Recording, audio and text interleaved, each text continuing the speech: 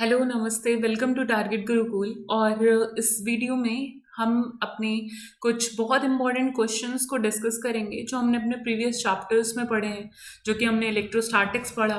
ठीक है, magnetic effect of electric current मेरा जो लेक्चर चल रहे हैं वो आप देख रहे होंगे।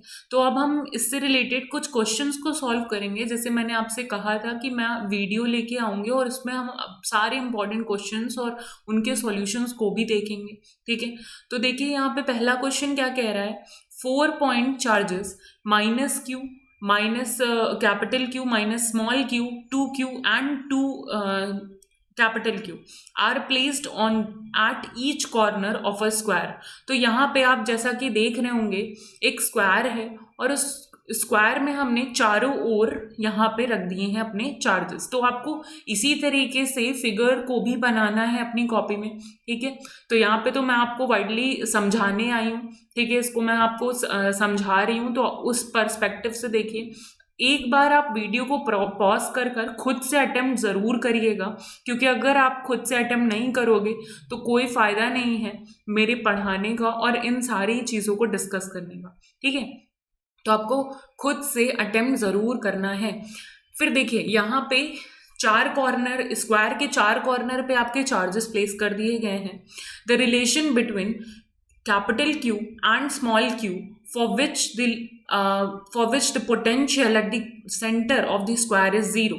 बोल रहे हैं रिलेशन क्या होगी इन चारों में से कैपिटल Q और स्मॉल q के बीच की। ठीक है, कैपिटल Q और स्मॉल q के बीच की रिलेशन क्या होगी इन चारों के बीच में, इन चारों ऑप्शंस में, जिसमें हमारा जो पोटेंशियल है वो हमारा स्क्वायर का 0 हो जाता है एट दी सेंटर। यानी जो सेंटर पे पोटेंशियल है वो हमारा 0 हो जाता है। तो देखिए इसको मैं आगे फर्दर इसका सॉल्यूशन डिस्कस करूं, इससे पहले आप खुद से इसको पॉज करो। अगर आपको आंसर शो हो गया है तो भी आप इसको खुद से लगाने की कोशिश करिए। ठीक है, फिर हम सॉल्यूशन देखते हैं। तो देखिए सॉल्यूशन में हमने चार जो हमारे कॉर्नर हैं उस पे हमने अपने चार्जेस को वैसे ही प्लेस कर दिया है जैसे कि क्वेश्चन में बोला है। माइनस क्यू, ठीक है, minus small Q, 2q and 2q। ये मैंने अपनी क्लास में भी डिस्कस किया था आपसे क्वेश्चन। ठीक है, फिर भी मैं यहाँ पे फिर से इसको कवर कर रही हूँ बिकॉज ये क्वेश्चन काफ़ी इंपॉर्टेंट है। अब यहाँ पे क्या है, let the side length of the square be a. अब आपको पता है कि स्क्वायर की एक प्रॉपर्टी क्या होती है, आयत जो हमारा होता है, आयत नहीं इसको वर्ग बोलते हैं, और ये वर्ग की हमारी एक प्रॉपर्टी होती है कि इसकी जितनी भी भुजाएं होती हैं, साइड्स होती हैं, वो होती हैं इक्वल, है ना। तो जितनी भी इसकी साइड्स हैं दे आर इक्वल। अब अगर इसकी सारी साइड्स हैं इक्वल तो देखिए यहाँ पे हमने मान लिया कि इसकी जो एक साइड है वो ए है, तो चारों ही साइड हमारी क्या हो जाएंगी, वो ए हो जाएंगी। ठीक, तो आप यहाँ से इतना आपको समझ में आ गया होगा आई होप। ठीक है, अब इसके बाद देखिए फर्दर हम क्या करेंगे। अभी क्या बोल रहे हैं कि let the square of the side B A, we know that the electrostatic potential due to the charge q at the distance r is given by। अब आपको पता है पोटेंशियल का एक फॉर्मूला जो मैंने अपनी क्लास में भी आपको पढ़ाया था कि क्या होता है, v इज इक्वल्स टू 1/4πε0। आपको क्लियरली विजिबल हो रहा होगा आई होप, जितनी भी चीज़ें इस पर लिखी हुई हैं। ठीक है, तो उसका फॉर्मूला क्या होता है 1/4πε0 q/r के। अब यहाँ पे देखिए जो हमारा k है वो क्या होता है 1/4πε0, तो हम इसको इस तरीके से भी लिख सकते हैं। तो आपको फर्दर ये नहीं देखना, आपको बस एक फॉर्मूला याद रखना है कि ये वैल्यू क्या होती है, जो हमारा पोटेंशियल होता है दैट इज 1/4πε0 q/r। ठीक है, अब इसी का यूज करते हुए हम देखिए कैसे इसको डिराइव करते हुए लाएंगे। तो अब आपको पता है कि यहाँ पे 1/4πε0 कॉमन है, तो यहाँ पे हम चारों पोटेंशियल, चारों कॉर्नर के पोटेंशियल के लिए जब इसको लिखेंगे तो क्या लिखेंगे, v इज इक्वल्स टू के, पहला वाला चार्ज हम लेंगे दैट इज -q अपॉन, ठीक है, और यहाँ पे आपकी साइड कौन सी ये ले रहे हैं r, ये जो r की वैल्यू है ये वैल्यू क्या हो जा रही है a/√2। अब ये कहाँ से आ रही है a/√2, तो आपको ये याद रखना है ये डायगोनल इसको ध्यान में रखते हुए इनने निकाला है। तो अगर ये हमारी A है और ये हमारी A है तो ये हमारी 2A हो जाएंगी, और पाइथागोरस थ्योरम अप्लाई करके डायगोनल आप फाइंड कर लोगे तो वहाँ से ये वैल्यू आ जाएगी। ठीक है, तो A/√2R रखा, और इसी के साथ साथ हमने -Q वाला चार्ज निकाला। देन हमने 2Q वाला पुट करा, साइड सबकी सेम ही रहनी है। फिर हमने 2Q ये पॉजिटिव वाला पुट किया कैपिटल Q, और फिर से वही। अब ये सारी चीज़ें इनने बोली थी कि सेंटर पे आते वक्त ये हो जाती हैं 0। ठीक है, सेंटर पे आते वक्त ये हो जाती हैं 0। अब देखिए, आप अगर कंफ्यूज हो रहे होगे ना कि इसकी डायगोनल तो √2A आएगी, मैम कैसे ये निकाल रही हैं A/√2, तो मैं आपको यहाँ पे निकाल कर दिखा देती हूँ पाइथागोरस थ्योरम। तो जब हम पाइथागोरस थ्योरम लगाएंगे तो पाइथागोरस थ्योरम में हाइपरटेनस का स्क्वायर फॉर्मूला क्या होता है, हाइपरटेनस का square is equals to P का स्क्वायर प्लस आपके हाइट का स्क्वायर। ठीक है, तो परपेंडिकुलर का स्क्वायर प्लस बेस का स्क्वायर। ठीक है, तो ये आपका पाइथागोरस थ्योरम है। अब इसमें आप हाइपरटेनस आपको निकालनी है, तो is equals to P square हमारा क्या हो जाएगा, A square plus A square, जो कि बन जाएगा 2A स्क्वायर। ठीक है, अब इसका स्क्वायर इधर से हटेगा और इधर को रूट लग जाएगा। ठीक है, अब A आपका बाहर आ जाएगा क्योंकि वो स्क्वायर में है, और A√2 आ जाएगा। लेकिन आप देख रहे हो सेंटर तो हाफ है, यानी यहाँ तक ही है ना। तो सेंटर से अगर आप इसकी निकालोगे तो इसको बाई 2 करना पड़ेगा आपको। अब जब आप इसको बाई 2 करोगे तो आप 2 को क्या लिख सकते हो, तो 2 को आप लिख सकते हो √2 इंटू √2, ये लिख सकते हो। तो √2 इंटू √2 कर देंगे हम 2 को, और यहाँ रूट से रूट कैंसिल होके वहाँ से हमारी वैल्यू निकल कर आ जाएगी A/√2। तो यहाँ से लेके यहाँ तक की डिस्टेंस हमारी कितनी हो जाएगी, A/√2। आई नो फिगर बहुत ज़्यादा गंदा हो जाएगा अगर मैं उसमें करूँगी, बट आपको थोड़ा सा यहाँ पे समझ के चलना है कि मैंने किस तरीके से इसको सॉल्व किया है। आप इसको थोड़ा स्लो मोड पे भी लगा के देखिए तो आपको ज़्यादा समझ में आएगा, अगर इनकेस अगर समझ में नहीं आ रहा है तो। ठीक है, तो आपने ये देखा कि इसकी A/√2 वैल्यू कैसे आई। तो A/√2 अगर आपको समझ में आ गया है तो आगे सारी ही चीज़ें आसान है। तो क्वेश्चन के अकॉर्डिंग ये कह रहे थे कि सेंटर पे जो हमारा पोटेंशियल होता है वो 0 हो जाएगा, तो हमने अब 0 से इसको इक्वेट करना है। तो आपको पता है अपॉन में सारी ही चीज़ें इक्वल है, ये क्या है A√2 A√2 A√2, तो ये सारा कॉमन लेके हम उधर भेजेंगे और वो 0 से मल्टीप्लाई होकर खुद को 0 कर लेगा। अब और क्या है, यहाँ K भी कॉमन है, तो K को भी हम कॉमन लेके उधर भेजेंगे और वो 0 से डिवाइड होके खुद को 0 कर लेगा। बचेगा क्या आपका, बचेगा -Q, जैसा यहाँ आप लिख के देख रहे हो, और क्या बचेगा, small of -Q plus 2Q। ठीक है, plus 2 capital Q is equals to 0। अब हम क्या करेंगे, यहाँ पे आप 2Q ये वाला देख रहे हो, ये क्या है, ये -1 है। अगर इसके आगे हम -1 लगाना चाहें तो प्लस माइनस माइनस हो जाएगा और यहाँ से आपका Q निकल कर आ जाएगा। ठीक है, -1 में से 2 जाएगा तो आपका 1 आ जाएगा। और उसी तरीके से हम इसके साथ करेंगे तो यहाँ से वैल्यू आ जाएगी प्लस का Q इज इक्वल्स टू 0, और जब ये हम अपना Q उधर भेजेंगे तो वो हो जाएगा माइनस में, और ये बनकर आ जाएगा आपका रिलेशन, और यही रिलेशन है हमारा करेक्ट आंसर। ओके, तो एग्जाम में आपको इतना टाइम नहीं लेना है, वहाँ पे आपको अपना दिमाग अप्लाई करना है, और इस क्वेश्चन को आपने जैसे अब भी सॉल्व करा है तो एग्जाम में ज़्यादा से ज़्यादा क्या हो सकता है, ये जितने भी चार्जेस हैं उनको वो अलग अलग रख सकते हैं, इतना ही वो कर सकते हैं। तो आपको स्मार्टली वर्क करना है और उसको अटेम्प्ट करना है। फिर देखिए सेकंड क्वेश्चन क्या कह रहा है, सेकंड क्वेश्चन कह रहा है the diagram shows the arrangement of 3 small uniformly charge spheres. ठीक है, यहाँ पे आप डायग्राम में देख रहे हो 3 यूनिफॉर्मली चार्ज्ड स्फीयर है। यूनिफॉर्मली चार्ज का मतलब है इसमें जो चार्जेस हैं वो थ्रू आउट है, मतलब पॉजिटिव चार्ज पूरी बॉडी पे है या नेगेटिव चार्ज पूरी बॉडी पे है। A, B और C 3 स्फीयर्स हैं आपके A, B, C। The arrow indicate the direction of the electrostatic force. ये जो एरो है ये हमारा डायरेक्शन दिखा रहा है इलेक्ट्रोस्टैटिक फोर्स का, ठीक है, कि किस तरीके से एक दूसरे पे फोर्स लगा रहे हैं। यहाँ पे आप देख रहे हो ये एक दूसरे को रिपल्स कर रहे हैं, तो आप यहाँ से आइडिया ले रहे होगे कि ये दोनों ही चार्जेस क्या होंगे, सेम होंगे, ठीक है। यहाँ पे ये अट्रैक्ट कर रहे हैं, यहाँ पे ये अट्रैक्ट कर रहे हैं, यानी कि यहाँ पे हो सकता है हमने पॉजिटिव रखा है, यहाँ पे हमने नेगेटिव रखा है, यहाँ पे नेगेटिव रखा है, या इसका अपोजिट भी हो सकता है। तो अब ये फील्ड लाइंस जब मैं अपनी क्लास में पढ़ा रही थी तब भी मैंने आपको बोला था कि इन फील्ड लाइन से आप चार्जेस को भी डिफाइन कर सकते हो कि कौन सा कोई चार्ज है, तो वहाँ पे मैंने भी एग्जाम्पल लिया था, ठीक है। ध्यान दीजिए आप उन सारी चीज़ों को।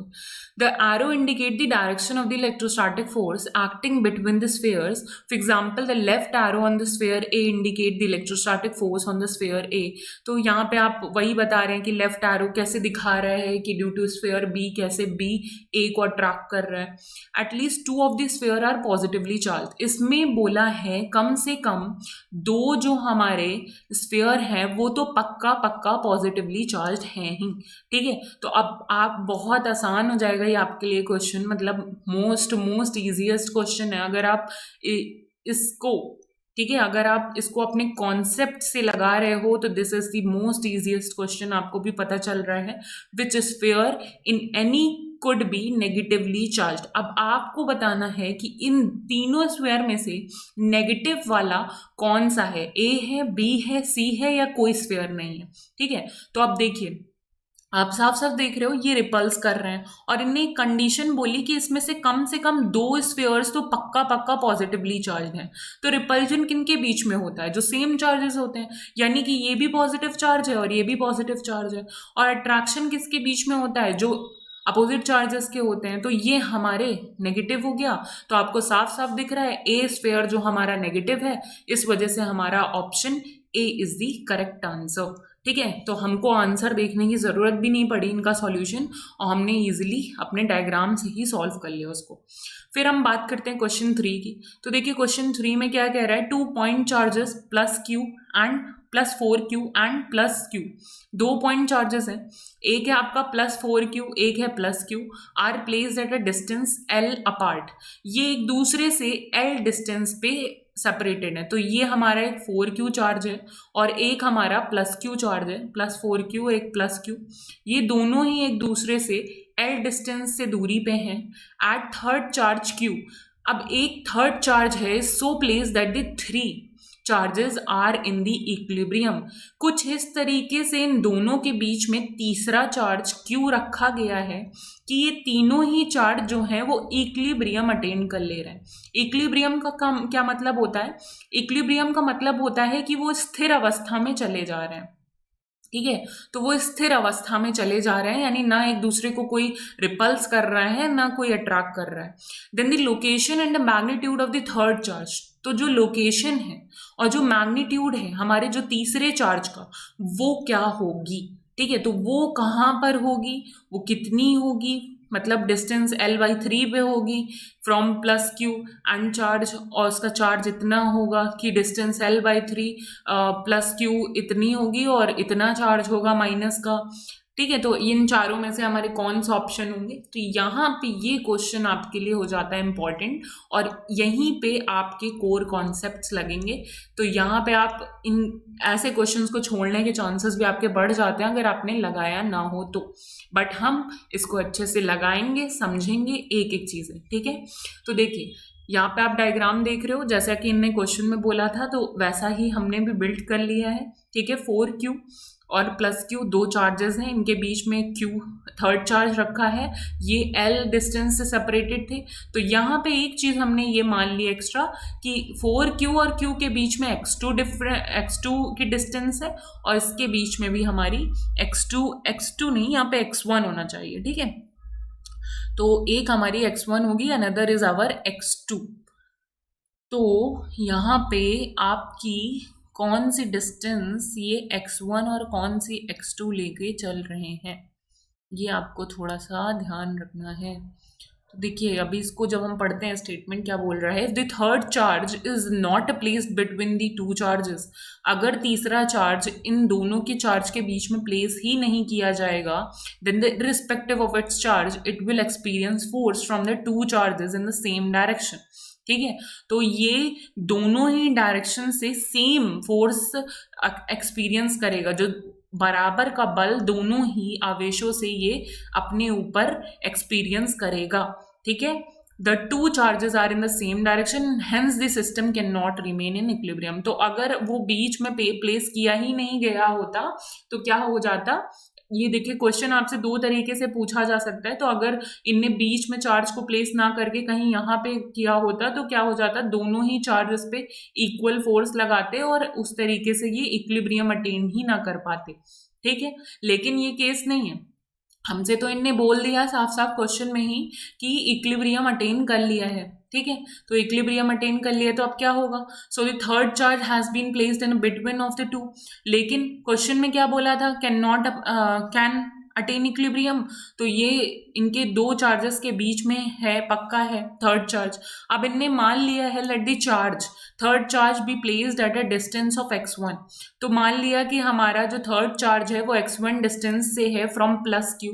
जो हमारा प्लस क्यू वाला चार्ज है वो इससे x1 डिस्टेंस से है, सेपरेटेड है। ठीक है। ध्यान दीजिएगा, प्लस क्यू वाला चार्ज हमारा x1 डिस्टेंस से है from +4q charges as shown and its magnitude is plus of q। तो यहाँ पे थर्ड चार्ज माना है जो डिस्टेंस x1 से है फ्रॉम +4q, तो ये हमारी x1 डिस्टेंस हो जाएगी। ठीक है। as shown and their magnitude is q for the point where the electric field due to both the given charge is 0। तो मान लीजिए वो पॉइंट जहाँ पे हमारी जो इलेक्ट्रिक फील्ड है, ठीक है, जो विद्युत क्षेत्र है हमारा वो 0 है, तो उसके लिए क्या इक्वेशन बन के आती थी, तो वो इसके लिए इक्वेशन क्या बन के आएगी कि दोनों ही तरफ हैं, दोनों साइड से ही बल जो है, आवेश जो है वो बराबर का लगेगा। अब बराबर का अगर आवेश लगेगा तो ये देखिए, मैं अगर इस फिगर में थोड़ी सी चेंजेस करूं क्योंकि यहाँ पे एक दो चीज़ें मिसप्रिंटेड है, तो ये हमारा इनने x1 डिस्टेंस माना था, यहाँ से लेके यहाँ तक की डिस्टेंस को इनने x1 मान रखा है। तो यहाँ से लेके यहाँ तक की डिस्टेंस क्या हो जाएगी हमारी, ये हो जाएगी L माइनस x1। ठीक है। ये हमारी डिस्टेंस L माइनस x1 हो जाएगी। यहाँ x2 जैसा कोई चीज़ नहीं है, तो आप इनकी इस चीज़ पे नहीं बल्कि जो मैंने ड्रॉ किया है उस चीज़ पे ध्यान दीजिएगा। ठीक है। तो क्या हो रहा है यहाँ पे, तो हमारे दोनों ही जो बल हैं वो बराबर हो जाएंगे अगर इलेक्ट्रिक फील्ड जो हमारा क्षेत्र है वो 0 हो जाता है, क्योंकि इक्विलिब्रियम है। तो आप समझ रहे होगे कि क्षेत्र लगा ही नहीं रहे हैं, वो अट्रैक्ट कर ही नहीं रहे। ठीक है। अट्रैक्ट या रिपल्स नहीं कर रहे हैं। तो क्या हो जाएगा यहाँ से कि जो हमारा K4Q है, ठीक है, वो बराबर हो जाएगा, आपको इलेक्ट्रिक फील्ड का फॉर्मूला याद होगा, Q/R² होता था ना। तो electric field is equals to 1/4πε0 Q/R² होता था, ये आपको याद है। और यहाँ पे अगर हम 4Q वाला चार्ज लगाएं तो ये पूरा हमारा K हो जाएगी वैल्यू, तो हम इसको ऐसे ही लिखेंगे K। और यहाँ पे जो हमारा 4Q है चार्ज, इसकी इलेक्ट्रिक फील्ड जब हम निकालेंगे तो वो कितनी आ जाएगी, वो आ जाएगी हमारी 4Q/R² यानी कि x1 का स्क्वायर, और ये बराबर होगी हमारी KQ/L माइनस x1 का होल स्क्वायर के बराबर। ठीक है। यहाँ पे इस वाली इलेक्ट्रिक फील्ड के, ठीक है, क्योंकि दोनों ही 0 हैं, दोनों ही इक्विलिब्रियम में हैं। तो यहाँ से माइनस के और माइनस के दोनों ही कट हो जाएंगे, और इसको फिर हम जब फर्दर सॉल्व करेंगे तो वहाँ से x1 की वैल्यू डिराइव होके आएगी। अब देखिए, हर चीज़ आपको स्पून फीडिंग नहीं मिलेगी। ठीक है। ये कोई बहुत बड़ा कैलकुलस नहीं है कि आपसे सॉल्व नहीं होगा, एक सिंपल सा क्वेश्चन है कि कैसे नेगेटिव और पॉजिटिव चीज़ें इधर उधर ले जाके आपको सॉल्व करनी है। ठीक है। तो इसको आप खुद से करेंगे, x1 की वैल्यू वहाँ से निकालेंगे आप। x1 की वैल्यू जो आएगी तो आप वहाँ से देखोगे कि यहाँ पे क्या कर रहे हैं, ये 2L/3 के बराबर वैल्यू आ रही है। अब ये जो 2L/3 है, यही डिस्टेंस हमको निकालनी थी। तो ये 2L/3 कितनी दूर, किससे दूरी पे है, ये +4Q वाले चार्ज से दूरी पे है, क्योंकि x1 की वैल्यू हमारी +4Q वाला हो जाएगा। तो इतना तो आपको समझ में आ गया है। तो 2L/3 इनमें से दो के साइड है, एक ये है C वाला और एक है D वाला। तो पहले के दो ऑप्शंस तो एकदम ही कट हो जाएंगे, वो कहीं से भी मेंशन नहीं होंगे, बल्कि 2L/Q3। और ये हमारा कितनी डिस्टेंस से होना चाहिए, +4Q वाले चार्ज से होना चाहिए, यानी साफ साफ दिख रहा है C is the correct option. हमें चार्ज निकालने की ज़रूरत भी नहीं पड़ेगी, ठीक है। फिर भी हम चार्ज देखेंगे कि किस तरीके से निकाला गया है। तो चार्ज निकालने के लिए अगेन ये वही करेंगे, फिर से हम इलेक्ट्रिक फील्ड को अपना 0 लेंगे। और जैसे हमने पहले में x1 की वैल्यू निकाली थी, अब दूसरे में हम क्या करेंगे, यहाँ से हम अपने q की वैल्यू निकाल लेंगे। सिंपल है, क्योंकि पहले हमें डिस्टेंस चाहिए थी, इस वजह से हमने x1 निकाला, दूसरे में हमें आवेश चाहिए, इस वजह से हम q के रिलेशन फाइंड कर लेंगे, और फिर वहां से जो वैल्यू आएगी उसको हमने वहां पे पुट कर दिया है, ठीक है। तो कितनी आसान सी चीज आप देख रहे हो, ठीक, कितनी आसानी से ये क्वेश्चन को सॉल्व कर सकते थे हम। कितना टिपिकल क्वेश्चन था, लेकिन कितनी आसानी से सॉल्व हुआ है। अगर आप इसको फोकस करके थोड़ा सा खुद से सॉल्व करोगे, ये पीडीएफ मैं आपसे शेयर कर दूंगी, एक बार पीडीएफ से आप रिवाइज करोगे और खुद से लगाने की कोशिश करोगे, तो ऐसे न्यूमरस काइंड ऑफ क्वेश्चन भी आपको अगर मिल जाते हैं तो भी आप इजिली उसको सॉल्व कर लोगे। फिर हम अपना फोर्थ क्वेश्चन देखते हैं। फोर्थ क्वेश्चन देखिए क्या कह रहा है, on increasing the distance between the plates of the parallel plate condenser. अगर हम डिस्टेंस, अगर पैरेलल प्लेट कैपेसिटर जो होता है हमारा, उसके बीच की डिस्टेंस को इंक्रीज कर देते हैं, बढ़ा देते हैं, which of the following is true. तो ऐसे केसेस में क्या ट्रू हो जाता है। तो देखिए पहला है, the electric intensity between the plate will decrease. तो ऐसे में क्या होगा, जो हमारी इलेक्ट्रिक इंटेंसिटी है प्लेट के बीच की, वो कम हो जाएगी। तो देखते हैं नेक्स्ट क्या बोल रहा है, the electric intensity between the plate will increase. वो पहले में हमारी डिक्रीज हो रही थी, दूसरे में हमारी इंक्रीज हो जाएगी, ठीक है। देन थर्ड क्या है, the electric intensity between the plate remain unchanged, ये अनचेंज रहेगी। या फिर फोर्थ है, the potential difference between the plate will decrease. तो क्या पोटेंशियल डिफरेंस जो है हमारा डिक्रीज कर जाएगा या नहीं। तो जब हम पैरेलल प्लेट कैपेसिटर पढ़ रहे थे, तो वहां पे मैंने आपको एक कैपेसिटर का फॉर्मूला डिराइव करके लाया था, ठीक है। और वो कैपेसिटर का जो फॉर्मूला था, उसी से ये चीज़ें चेंज हो रही हैं, ठीक है। तो देखिए यहाँ पे सबसे पहली बात तो ये फैक्चुअल क्वेश्चन है, और आपको ये चीज़ याद रखनी है कि किसी भी चीज़ की डिस्टेंस अगर हम कैपेसिटर के बीच की डिस्टेंस बढ़ा देंगे तो उससे कोई असर नहीं पड़ेगा। तो यहाँ पे C option is are correct, the electric field intensity between the plate will remain unchanged. लेकिन अब ये हुआ कैसे, तो उसको समझते हैं पहले हम, कि we know that C is inversely proportional to the distance. हमको पता है, जब हम लोग ने कैपेसिटर की जो फॉर्मूलेज लिखे थे उसमें भी मैंने ये दिखाया था कि सी जो होता है हमारा कैपेसिटर होता है, वो इनवर्सली प्रोपोर्शनल होता है डिस्टेंस के। If the distance between the capacitor increase, अगर डिस्टेंस आप बढ़ाओगे तो कैपेसिटेंस कम हो जाएगा, साफ साफ दिख रहा है, क्योंकि इनवर्सली प्रोपोर्शनल है। Q will remain same as there is no change, ठीक है। क्यू तो सेम रहेगा ही, वो तो चार्ज है ना, वो तो चेंज नहीं होगा। The electric field between the plate of the capacitor in terms of charge, अगर आप in terms of charge electric field को निकालना चाहो तो वो क्या होता है, electric field is equals to Q/A, ये आती है आपकी ए एप्सिलॉन नॉट। तो यहाँ से क्या हो जाएगा, as the charge of the area of the medium are same, electric field intensity would be same. तो यहाँ से अगर चार्ज हमारा सेम है तो इलेक्ट्रिक फील्ड भी सेम होगी, क्योंकि दोनों डायरेक्टली प्रोपोर्शनल है ना। पहले में हमारा चार्ज तो अनचेंज्ड है, दूसरे में अनचेंज्ड है, तो हमारी इलेक्ट्रिक फील्ड भी अनचेंज्ड रहेगी। Then as charge area and the medium are same. अब आपको पता है चार्ज, एरिया और मीडियम तीनों ही हमारे सेम हैं, ठीक है, तीनों ही हमारे सेम है। सो यहाँ से हम पोटेंशियल डिफरेंस की अगर हम देखें तो potential difference between the plate is given by, potential difference जो हमारा विद्युत विभव है उसका जो रिलेशन आता था वो क्या था, V is equals to Q/C, है ना। यही बेसिक कैपेसिटर का हमारा रिलेशन होता है। तो यहाँ से आपको दिख रहा होगा कि अगर हमारा Q सेम रहेगा, चार्ज सेम रहेगा, तो कैपेसिटेंस पे क्या असर पड़ेगा, capacitance decreases, so V will increase. तो हमारा जो कैपेसिटेंस है वो हो जाएगा कम, क्योंकि ये तो सेम है, वैल्यू ऊपर वाली सेम है तो नीचे वाले का इफेक्ट पड़ेगा ना, तो नीचे वाली अगर कम होगी तो ऊपर वाली ज़्यादा हो जाएगी, और ये ज़्यादा होगी तो चार्जेस सेम रहने हैं। ये मत सोचिएगा कि अगर पोटेंशियल डिफरेंस बढ़ेगा तो चार्ज भी बढ़ जाएंगे, नहीं। वहाँ से आपको ध्यान क्या रखना है कि जो हमारे चार्जेस हैं दे विल रिमेन सेम, वो उस पर इम्पैक्ट नहीं डाल रहा है, ठीक है। तो यहाँ से हमारा ओवरऑल ये निकल कर आएगा कि the electric intensity between the plate will remain unchanged, okay. तो यहाँ से आपको ये याद रखना है। फिर हम नेक्स्ट अपने 5th क्वेश्चन की बात करते हैं। The capacitance of the two conductor are C1 and C2 and their respective potential are V1 and V2। हमारे दो कैपेसिटर हैं, ठीक है, कैपेसिटेंस है कंडक्टर के, एक है C1 दूसरा है C2, और जो इनके अंदर पोटेंशियल है वो है V1 और V2।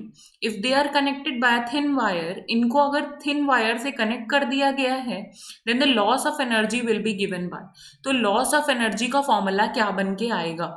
अगर मैंने अपनी क्लास में इसको कवर नहीं करा है तो आप यहीं पे याद कर लो इस फॉर्मूले को, लॉस ऑफ एनर्जी का जो फॉर्मूला है, ठीक है। क्योंकि देखिए इतनी बड़ी चीज़ें हैं कि हर एक चीज़ हर एक पॉइंट कवर नहीं हो पाएंगे, तो हम इसको कहाँ कवर करेंगे? क्वेश्चंस के थ्रू, डिस्कशन के थ्रू कवर करेंगे। तो यहाँ पे जो लॉस ऑफ एनर्जी का फॉर्मूला आएगा, वो लॉस ऑफ एनर्जी का आपका फॉर्मूला कौन सा आ जाएगा? यहाँ से आ जाएगा आपका ये फॉर्मूला C। यहाँ पे C आपका करेक्ट ऑप्शन हो जाएगा, that is C1 C2 V1 minus V2 का whole square upon 2C1 plus C2, ठीक है। तो ये आप डायरेक्ट फॉर्मूला याद रखो, because you don't have time, और फालतू की आप एनर्जी भी मत वेस्ट करो इसको डिराइव करने में। आपको डायरेक्ट जब फॉर्मूला के थ्रू ही इसको सॉल्व करना है तो फॉर्मूले के थ्रू इसको सॉल्व करिए। C1 C2 क्या हो जाएगा? V1 माइनस V2 का whole square upon 2 of twice of C1 plus C2। 2-3 बार लिखोगे, you will be get through it, ठीक है। आपको ये आसानी से याद हो जाएगा। फिर भी हम इसका एक डेरिवेशन देख लेते हैं ताकि आपको ये और अच्छे से समझ में आ जाए। In this question same polarity should be added. तो यहाँ पे क्वेश्चन में क्या हो रहा है कि सेम पोलैरिटी ऐड हो रही है, ठीक है। एनर्जी लॉस क्या हो जाएगा यहाँ पे? U initial minus U final हो जाएगा। After connection they have a common potential VE। Connection के बाद इनका एक कॉमन पोटेंशियल आएगा, that is called VC। Using direct relationship, हम डायरेक्ट रिलेशनशिप यूज करेंगे V is equals to Q by C की, और वहीं से फॉर्मूला डिराइव करते हैं हम ये। तो वो कहाँ से ये आ जाएगी? वो आ जाएगी VC is equals to Q1 plus Q2 upon C1 plus C2, क्योंकि आप देख रहे हो वहाँ पे दो चार्जेस हैं, है ना। Q1 है Q2 है, क्योंकि हमारे दो कैपेसिटर है, C1 है C2 है, तो उसमें दो चार्जेस होंगे Q1 Q2, ठीक है। अब Q1 को हम क्या लिख सकते हैं? तो यहाँ से आप देख रहे हो, यहाँ से हम अगर Q की वैल्यू निकालना चाहें तो Q की वैल्यू क्या आ जाएगी? यहाँ से Q की वैल्यू आ जाएगी VC, है ना, VC, ये हमारी Q की वैल्यू हो जाएगी। तो अगर Q1 के लिए निकाल रहे हो तो क्या हो जाएगा? V1 C1। तो ऐसे ही हमने Q1 के लिए रख दिया यहाँ पे C1 V1, और Q2 के लिए रख दिया C2 V2, अपॉन में क्या है? C1 plus C2। अब क्या करेंगे हम?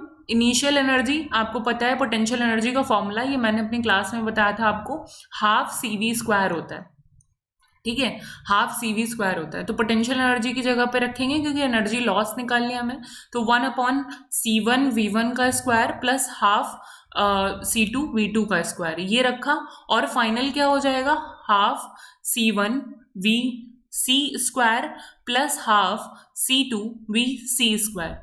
VC क्यों ले रहे हैं हम? पूरी ओवरऑल कैपेसिटेंस का पोटेंशियल ले रहे हैं। अब इसके बाद ये क्या करेंगे? अब इसके बाद हम दोनों का माइनस करवा देंगे। दोनों का जब हम माइनस करवाएंगे तो वहाँ से वैल्यू देखिए, यहाँ पे देखिए एक चीज़ मिसप्रिंटेड है, यहाँ पे ये 1 होना चाहिए, V1 होना चाहिए, और ये V2 होना चाहिए, ठीक है।